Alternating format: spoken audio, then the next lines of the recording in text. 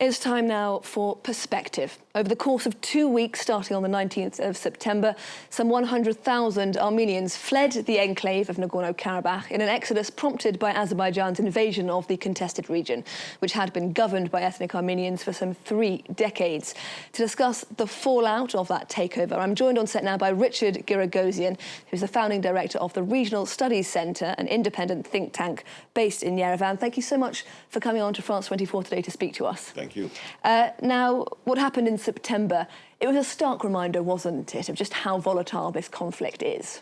Yes, but it was also a demonstration that was neither a surprise nor particularly new. A demonstration of Azerbaijan's intent to escalate the situation on the ground.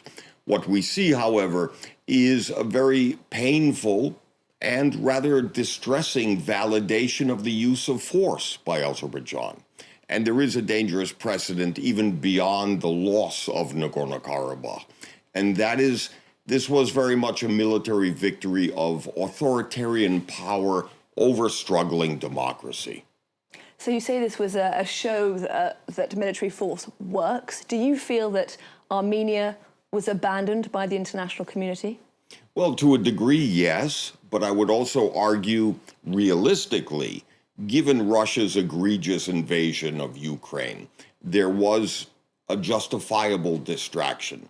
Nevertheless, I do think much of the West and the international community should have done more in terms of simply deterring Azerbaijan from its reliance on the use of force. However, we do see both the European Union and individual member states like France actually deploying monitors to Armenia, committing themselves to the defense of Armenian sovereignty. So I do think more needs to be done in general, but we have to give credit to France and the EU for engaging in support of Armenia. And what further concrete actions then would you support in that, with that aim? Well, some of my policy recommendations would include the beginning of drafting a package of sanctions against Azerbaijan.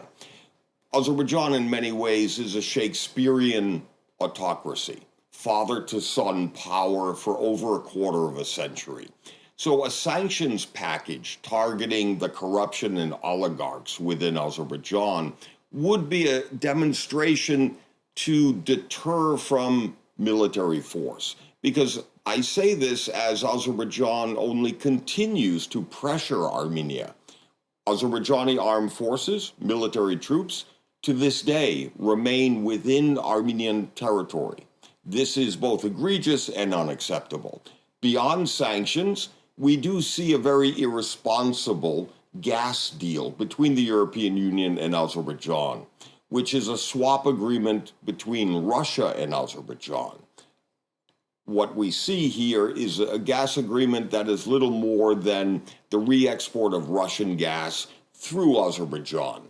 So I do think these are important policy steps to deter Azerbaijan and to reverse the precedent of a victory of force over diplomacy. And you'll suggest a reversal of that gas deal. Do you think there's any hope of the EU adopting that measure at some point in the medium or long term? I do from a technical point of view, in that the percentage of gas for the European Union is marginal at best. The amount of gas going from Russia through Azerbaijan to the EU is approximately 7% of European demand. So I do think it sends a wrong signal at too high of a price, basically providing legitimacy to a corrupt authoritarian regime in Azerbaijan, which is not worth the small amount of gas. Now, almost all ethnic Armenians did flee Nagorno-Karabakh to Armenia in late September. 7 weeks on from that lightning offensive, what is life like for those refugees now living in Armenia? Well, I would categorize it as a rather distressing period of climate change. And what I mean is a new environment created by Azerbaijan of uncertainty, of insecurity. The Armenians from Nagorno-Karabakh have lost their ancestral homeland, and they are in a state of limbo, even in Armenia proper. They're not full citizens of Armenia, despite having Armenian passports. Many are looking to leave Armenia, And it's also because their identity is quite distinct and separate from Armenia proper.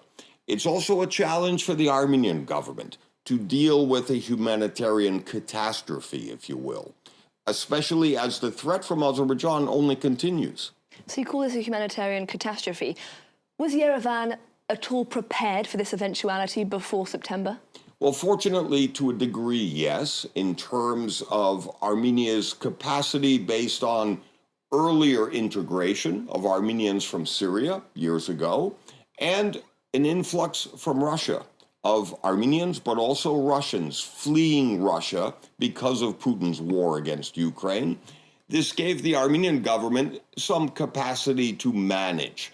But I do think the needs are overwhelming. For the over 100,000 Armenians, they have been uprooted and dispossessed. They fled their homes with little more than they could carry in their vehicles. And you said that many of those who fled Nagorno-Karabakh, who are currently in Armenia, are seeking refuge ultimately outside of Armenia. Why is that? Could you give us some insight into the identity of those people who have fled into Armenia but who may now be looking to settle elsewhere? That's a very good question, because what we see is many of the Armenians from Nagorno-Karabakh have never lived in Armenia proper.